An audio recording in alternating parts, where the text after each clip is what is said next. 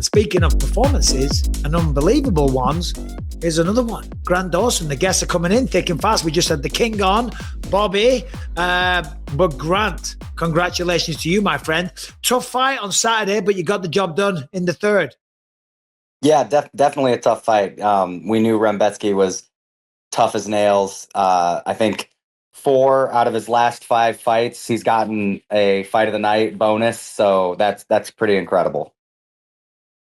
Yeah, no, I'm just going to bring up your record there. I mean, you were doing good. I mean, your grappling's always top notch, and it's, I assume, always part of the game plan, right? I mean, why not? I mean, you're so good at it.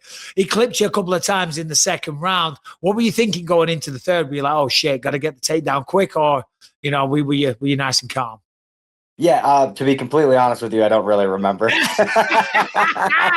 always the way. Oh man, but it was more just like flying on instinct at that point. Of course, if I can get a takedown, I'm gonna get the takedown, But this was a guy, he fought Orabai, who's a really good wrestler, and Orabai couldn't really take him down or keep him down. And so I knew going into the fight, hey, I'm not just gonna level change and take this guy down, all willy nilly. Like I've got to set this up. I got to get him striking with me to surprise him and take him down. And going into the third, we knew 1-to-1 best case scenario. In my head, watching it back, I don't think this, but in my head at the time, I was like, maybe the second round was a 10-8 round, so I might really need a finish here. But thankfully, we got into a little scramble early in the round, and I got on top. So once I got on top, I was like, it's going to take God himself to get me to let go of this guy, because I'm not letting him move.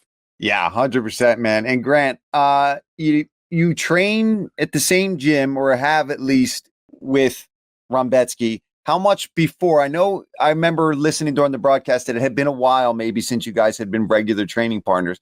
But was there a point where you guys had sparred and had grappled quite a bit with each other? How familiar with him were you leading into that fight? Yeah, when I first came to ATT, he was there, and we had trained together. We'd done a lot of grappling together, actually. We'd only sparred like maybe 2 or 3 times. But it wasn't any like bad blood or anything like that. Our training styles really just didn't mesh well when it came to sparring. And so we kind of he went to one side of the gym and I went to the other side of the gym. The nice thing about ATT is if there's a guy you don't, particularly want to train with, you gotta, exactly. There's a long line of guys. So it's not like was his starving. Sparring style kind of like his fighting style?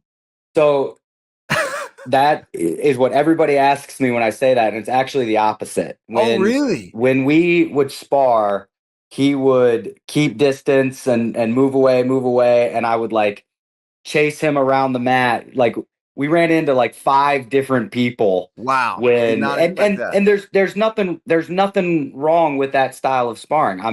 This is not a dig on him. Right. It's just like I see him fight and I'm like, all right, let's get some sparring in. And then we spar and I'm like, hey, come back here. Like, where you going? You know what I mean? Like, and at the time, his striking was much better than mine. So I think it was, hey, just stay away from the takedown and pick at him because, and I wasn't really touching him much, honestly. I was just trying to get him down and I couldn't get him down because he was moving so much, so, but that was years ago. I've heard he's a lot more aggressive in training now. And like you said, there's so many different training partners. It wasn't a situation where I was really losing a training partner if I needed to, go with somebody else. Yeah, but it's always good when you go into a fight and you have a little bit of knowledge firsthand with it, and that's the thing with ATT. I mean, one of the best gyms in the world, without a shadow of a doubt. I mean, the talent you guys have is incredible, but there is a lot of guys that are starting to maybe go up against one another. What was that one recently? Oh, Moicano and Chris Duncan. Chris Duncan, yeah. Yeah. How was the politics of that? And they explained to us, because we had them both on the show, that they were training in separate areas.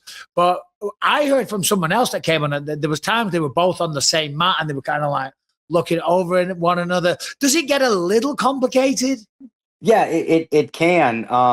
ATT does a really good job of making sure that everybody's comfortable and everybody's getting training partners. Funny story was, when this fight got announced, it was kind of like, hey, Moicano's going to train with these guys, and Chris would like you to train with him because you're very similar to Moicano on the ground. And I was like, yeah, no problem. Moicano's cool with that. And I came in the first day of their camp and I was like, all right, I'm going with Chris, like no problem. And I didn't realize Chris had already asked somebody to go. And I was like, hey, yeah, no worries, no worries. I'll go find somebody else. So I'm looking around and the only person that was open was Moicano. And he was like, come here, Grant, let's train. And so we start drilling together. And Moicano's coach comes up to me and is like, hey, I know how good of a dude you are. I know you guys, I'm going to switch you guys up because this is too close to the nose. I was like, hey, Grant, coach, at that I get time, is Chris Duncan also on the mat training at the same time? it. Yeah. That's crazy, Yeah, bro. it is. It's pretty insane. Oh. When we had guys fighting in the PFL and they were like set to fight each other, Josh Silvera, he was fighting a Russian dude. I can't remember which guy it was, but he would like yell to that guy and be like, hey man, you need a training partner? You want to roll? And it was just a big joke. But it sucks because I feel like our gym's the only gym that has to deal with it. But we've dealt with it so much that the coaches and the staff do a really good job. I've fought Demir when he trained at ATT, and now I fought Rumbetsky, and I've never felt like betrayed or worried that somebody was leaking film. And I have my thoughts about that anyway, because anybody who watches me fight knows exactly what I'm gonna do, and if you don't know, you're an idiot, and I'm gonna beat you anyway. So I don't think film at this level is too controversial, like too much of a giveaway. But some people are real picky about that stuff. Yeah, Grant, let me just paint an image for people listening to this, just in case they don't know. Because as you were talking, I just looked at your age. You're only 32 years old. You signed with the UFC in 2017, I believe. Mm-hmm. So almost 10 years on the roster. At one point, you were on a 9-fight winning streak. I just added that up on Wikipedia, so that's correct. Now you've won 4 out of your last 5. Do you know what I mean? I mean, it's pretty impressive stuff. Are you happy with, do you have a ranking right now? Apologies. No ranking. Does that frustrate you? Not necessarily, because there's so many. If it was any weight class other than lightweight and maybe welterweight, I would be a little upset about it, but I get it. And the hard part is I feel like the UFC has given me 2 big shots that I've earned, and I've fumbled on them both. So I can't be too mad. I got a main event spot against Bobby Green. He caught me fair and square. And then I fought Torres, a very, very good fighter. No shame in losing to that guy. I think he's going to do very, very well. So it's hard because it's like, I build myself back. People start talking about me. People start saying like, oh, let's get him a top 5 guy. And then I fight somebody outside the rankings because maybe I can't find a fight. And then I drop the ball. So, it's on me. It's my job to win these fights. I've only lost 2 in the UFC. I've won 12, lost 2, crazy, and people only remember the 2. So it's what crazy, it is. Crazy though, right? And but Grant, do you think when you have these kind of crazy fights, right? You fight a tough bastard like Rumbetsky, and you have moments where you're in trouble, you survive them, you get the fight back into your wheelhouse, and you secure a finish like that, and you get back into the win column. Do you think having those moments, now obviously a clean fight is always what we want. Go out there, get a sub, get it done, move on. But in a sport like MMA where entertainment is key, and then you have a crazy, crazy fight where you're getting beat up, you're beating him up, you have moments on the ground, then you ultimately choke him out. Do you feel like, okay, at least I'm coming off of a crazy fight like that where I get my hand raised and get back into the spotlight? Do you feel like you're on a good momentum, especially like Mike said too, where it's 4 of your last 5, a win streak right now? Yeah. There's pros and cons. The pros are people are starting to say my name more. The cons are Sean Shelby told me in the back, all I had to do was make you exciting, was to give you a guy like that. That's all I'm doing from now on. And I was like, yo, dude, chill out, slow down, like, bro. Yeah. Whoa, calm down. Now let me have an easy one next. Yeah, then the hard remember one. The fight. Yeah. Give me 3 easy ones and then a hard one. You know what I mean? Let me just take somebody down and hump his leg for 15 minutes and then give me the hard guys. But pros and cons to everything in this sport. Like I said in the interview, I feel like when people talk about me, they say, Grant's really good, but they don't say Grant's really tough. And I think I finally had a fight where people are admitting that I'm tough. That's big, man. That's big, though, in this sport, right? And again, you don't want them always. You don't want to go out there and have those kind of wars all the time if you can help it. But that is something even for you to now know, right? You now know, okay, I can fight down on that thing. I can get hurt and I can still find a way to get the fight where I want it and get a win. And every fighter that ends up getting to the top has had those moments where they've had to prove to themselves, even forget about everybody else, but prove to yourself in that moment in the octagon that you can get through that kind of adversity. So I think that's great, man. And like you're saying too, you know, when people make videos or talk about me, they're always like, his one issue is he's got a glass jaw. They call me Glass Jawson, which is actually hilarious. Oh, but I gotta say that's pretty good. That's good. It was gold. I thought it was hilarious. So, and I've got thick skin, man. But you know, you start to like, oh my goodness, like Glass Jawson. But it's like something you can't fix. So it's like, oh no, like, am I really, really good? But I'll never be at the top level just because if I get clipped, I'm going to go down. And so it does kind of weigh on your mind. And if you really think about it, I've only been knocked out 3 times and I've had almost, including my amateur record, I've had like almost 40 fights. Getting knocked out in only 3 of them is pretty good. But if it's the only way you've ever lost, you start attributing to, oh man, I better not strike because if I get clipped once, I'm going down. Yeah, they're always going to find a way to talk shit. You know, I didn't win every single fight by knockout, so therefore I had pillow hands. Yeah. I was called everything under the bloody sun. Let me ask you a question. You're a 155er. Imagine you're at a press conference. You're hyping up a big fight, and then Josh Holkett comes out, starts calling you a small little guy, talking shit. How would you handle that situation? It would heavily depend on how much security was there. Because if there's a lot of security, I'm going, hey, well, you suck, man. No, you suck. If it's just me and him, I'm like, yeah, right, can I buy you a burger? Yeah. Good answer. But good answer.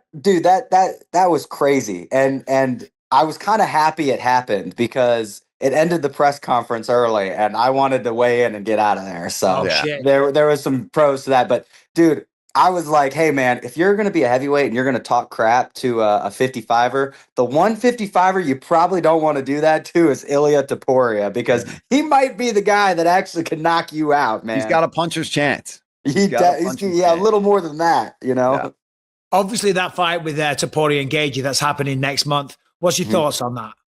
Yeah, I think Topuria, I think he's probably the best fighter in the division right now. And that's, you know, not something fighters usually say when that's their division, but the dude has just proved it, man. I mean, he has knocked out every like world champion, every GOAT at those weight classes that you can think of. The only thing I really want to see is how he does against a really good wrestler like Arman Sarukian. But I just looking at his last fight and looking at Justin Gaethje's last fight, I got to give the edge pretty heavily to Topuria. Yeah. Do you think he's the best champion that there's been at 155? I mean, obviously, as the sport progresses and the talent improves and the techniques get better, you know, that's always a factor. But do you think he's the best guy we've ever had at 155? Probably not. I would say Islam Makhachev. Just it's hard because he's up at 70 now, but he's beaten just so many good guys. So many and dominated all of them. Like the one fight that I'm thinking of where it was like super close was his first fight with Volkanovski, and he came back and he avenged that performance. I know it was short notice, blah blah blah, but you know, Islam just looks pretty untouchable right now, and what he's doing at welterweight just goes to show like how good that guy is. Yeah. Do you think he has the potential though to become the greatest at 155? Absolutely. I just don't think he'll be around long enough to. Yeah, I think he might not be. Yeah, I kind of get the idea that he's going to knock out Gaethje and then really try to fight Islam at 70, and I don't think that's going to go very well. But I just don't get the idea. Like when you think of these champions like Volkanovski, Jose Aldo, you know, ran through everybody, you know, fought everybody. Penn back in the day. Yeah, and George St. Pierre ran through his division. Like, they're putting a stamp on their division. Now you got guys getting 2 wins in their weight class and then moving up. And then now he's talking about moving up again. And I just don't think he'll be around for much longer, you know? I don't like all that moving around talk. I mean, listen, I get it. You know, if you've cleared out a division, fair enough, you know, but at least 3 title defenses before you even utter those words moving up. But hey, we're all trying to get paid, trying to make as much money as possible. I was trying to think, Grant, real quick before we let you go. Last time we had you on, you had that big win at the Apex. What was that funny line you said on the microphone afterwards that had everyone laughing? What was it? Something about your lady. So I told, I was talking about my wife, and I said, my favorite thing about my wife is how much she supports me. And then I was like, actually, it's my second favorite thing. My first favorite thing is that she's got a dump truck you could bounce a quarter off of. That's right. Which I stand by to this day. Hey, of course. And rightly so. I don't say stuff unless it's true. I don't talk trash. I talk truth. And that is the God-given truth right there. There you go, buddy. Man. You're a man of your word. Grant, congrats, man. It's been a hell of a career. As I said, just going through those numbers there, just phenomenal. 4 out of 5. You're on a 9-5 winning streak. You're doing big things. Thanks for joining us today. Appreciate your time. We'll let you go. Looking forward to the next Grant, one. And God bless you guys with everything. Yes. We don't even have to get into all that kind of stuff, but to fight through that and go through that, there's guys that have, been through situations and stuff. So God bless you guys, and hope everything works out, man. It was all my wife, man. She kept her composure. Didn't. I know a lot of wives that would have let that, tear them apart, and rightfully so. There's no shade on that, but she kept it together. She got me through this, and I was really blessed to have a wife like that. And we're gonna, as soon as she's ready, we're gonna start trying again, man. We want kids so bad. Oh, yeah. Well, good luck to both you guys, man. Yeah, thank you, guys. That's a fair point, Grant. Just real quick on that. As you say, I mean, rightly so, she could have handled it in a very different manner. But given what you're going through, fight week, and then it could have been very different. You're absolutely right. Yeah, 100%. She's made of stone, and I love her to death. And I promised her, as soon as the fight's over, I'll take you somewhere nice, and we can grieve in our way. So she's good. We're good. We're gonna bounce back soon. We're trusting God's plan, and we're gonna keep this momentum riding. Amen, brother. To all the family, and thanks again, Grant. All the best, brother. Thank you, guys, buddy.